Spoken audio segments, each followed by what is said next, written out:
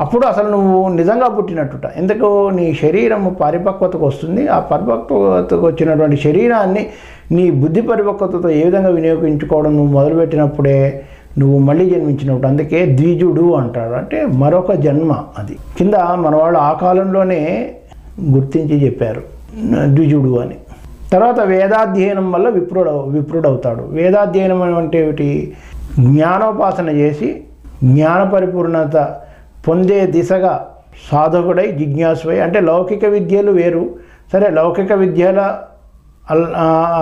సాధిస్తూ ఒక దిశలో సాగడం, అలాగే ఒక ఆధ్యాత్మిక జ్ఞానాన్ని సంపాదించుకుంటూ తనేమిటి, ఇతరులేంటి, ఏ విధంగా సంయమనంగా ఉండాలి, ఎందుకు ఉండాలి, ఈ జీవిత రహస్యం ఏమిటి అనేటువంటి ఆసక్తి కలిగి ఉండి అధ్యయనం మొదలు పెడితే చాలు, వేదాధ్యయనం మొదలు పెడితే చాలు విప్రుడు.